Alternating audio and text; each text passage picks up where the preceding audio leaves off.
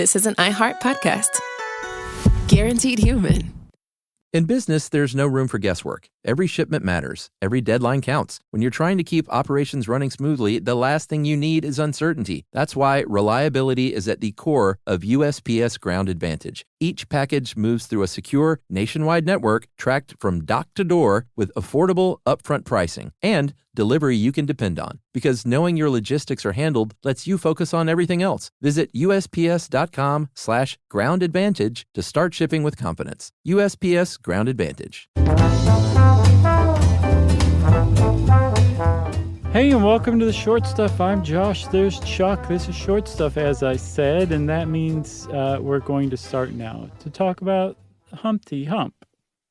Do the Humpty Hump. Dumpty. R.I.P. What? He passed away recently. I definitely did not know that. No, that's sad. Well, Shock G, is that right? I thought his name was Humpty. It's not Humpty. Yeah, I mean, I think he died just like within the past couple of months even. Wow. Yeah, he died in April. Man, that is very sad. Yeah, and I got to say too, just very quickly, that's a great song, but Digital Underground was awesome. Like, that was their big MTV hit, and it was kind of jokey and fun, but they were really, really good. Yeah, he was like on this one song, I should say track, I guess, to sound hip, with a rapper named Murs called Risky Business. And like you get a really good view of what like Humpty was all about. It's pretty cool. So if you liked the Humpty dance and you want to learn more, I would start there. R.I.P. Shock G. So Humpty I was not Dumpty expecting that. Humpty Dumpty sat on a wall. Do you need a minute? Or are you good? You just go on. I'll gather myself while you're talking. Humpty Dumpty sat on a wall. Humpty Dumpty had a great fall. All the king's horses and all the king's men couldn't put Humpty together again. And the whole point of this episode is to sort of talk about why do we think this thing is an egg when it doesn't say it's an egg anywhere. Right. And what are some of the theories about how this whole thing came about to begin with? Well, supposedly, and I found this very confusing in the article, the rhyme you just said is actually a riddle. It's meant to be a riddle. And somewhere along the way, the riddle was answered for us. And now we don't even think of this as a riddle. But that's one thing to bear in mind. When the nursery rhyme about Humpty Dumpty first came out, it was meant to, apparently there was some line like, what is it? And you were supposed to go, an egg. And then that was the delight that you found in it.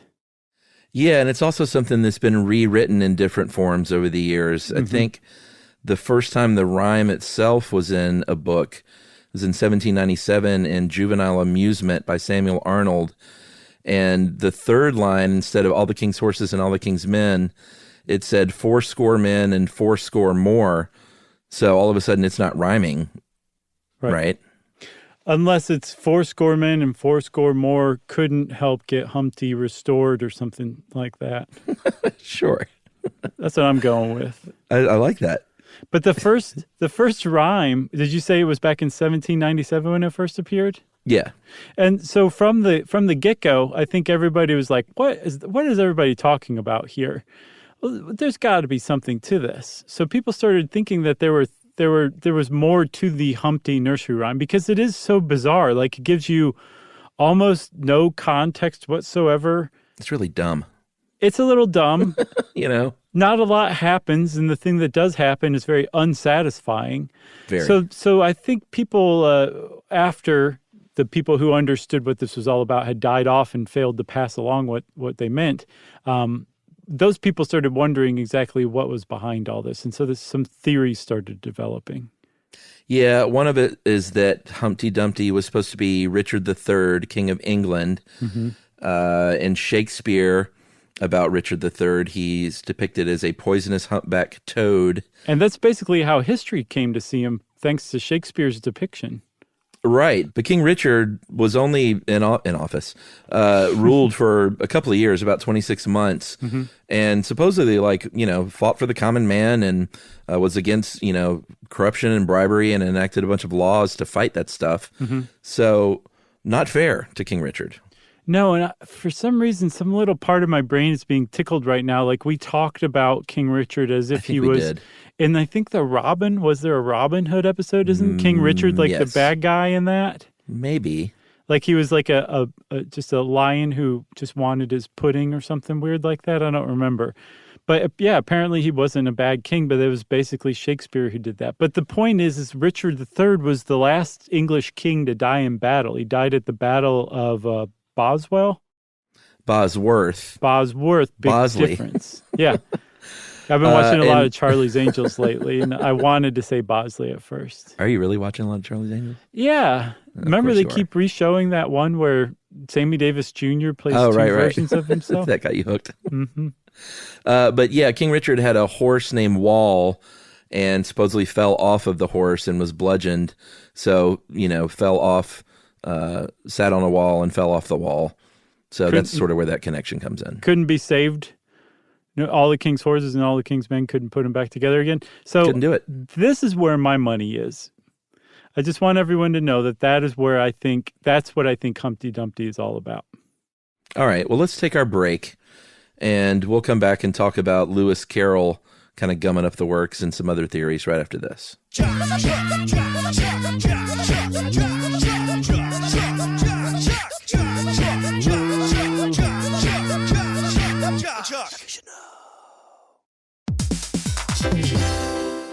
Hey everybody, I want to talk to you a little bit about Tide Evo because it represents over 10 years of innovation and product development. Tide Evo is a first-of-its-kind technology where tens of thousands of minuscule fibers are spun together to form a 6 times powerful layer packed with scrubbers, brighteners, pre-treaters, and fresheners. And that's going to deliver a breakthrough clean that's so powerful it feels like magic. Yeah, it is kind of like magic. Tide Evo is revolutionary. A 100% concentrated, waterless laundry tile that's made of compressed microfiber soap layers rather than liquid or powder. And it's not like pods or sheets because it uses 6 layers of detergent fibers to deliver superior cold water cleaning without plastic packaging of any kind. And it provides a mess-free, lightweight solution that dissolves lickety-split. So whenever you run into a laundry challenge, turn to Tide Evo. It's revolutionary. It's magic. Try new Tide Evo. Real laundry magic.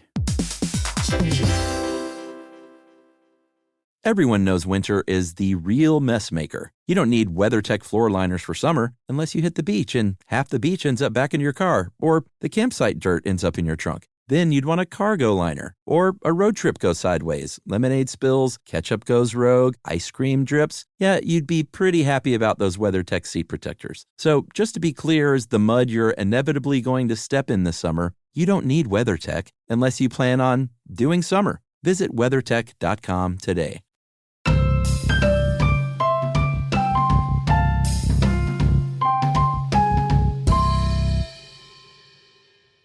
All right, Chuck, so 1797 is where it first starts. We see him again a few years later in a book called Mother Goose's Melody from 1803, right? Yeah, and that one was like a little tubby kid because the last line is couldn't set Humpty up again. I guess just couldn't get him upright. Kind of like an Augustus Gloop type character. Yeah, and supposedly the British satire Punch, the weekly magazine, said that Humpty was a symbol for Cardinal Wolsey, and other people said that might be right too. So that's another theory. That one to me. So Cardinal Wolsey was the guy who couldn't get a divorce from the Pope for Henry VIII. So he kind of went down in infamy as not a great advisor or helper to the king. Right. That's a little politically nuanced for me because remember, this is a nursery rhyme.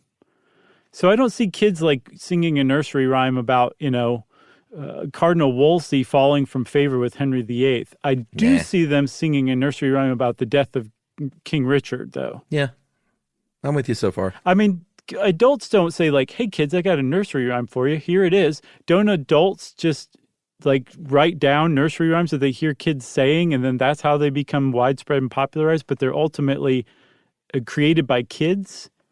I think that's a deal. So, yeah, all the more reason I got my money on Richard III. All right. Well, then Lewis Carroll comes in through Through the Looking Glass in 1871, one of the more spectacularly seemingly drug-fueled tomes to ever be written. And the Eggman has a chapter in this dedicated to him, wherein Alice says she clearly saw that it was Humpty Dumpty himself. It can't be anybody else. I'm as certain of it as if his name were written all over his face. I know, pretty great. And, if you've ever read that or even parts of it, it's really out there. So the idea of a walking, talking egg person, human hybrid is not like far off the mark. Right. And so like that was the whole thing where like you and me and everybody else breathing today thinks of Humpty Dumpty as an egg, thanks to that book, thanks to that chapter on him, thanks to the fact that he was just out and out an egg. There was no riddle at this point any longer. It was just Humpty Dumpty is an egg. And the illustrator for that first edition, John Tenniel, his illustration of Humpty Dumpty as like an egg with pants on and a face and, arms and legs and all that stuff. That's where like the idea of Humpty Dumpty that we have today finds its roots almost, visually and through our imagination from that book.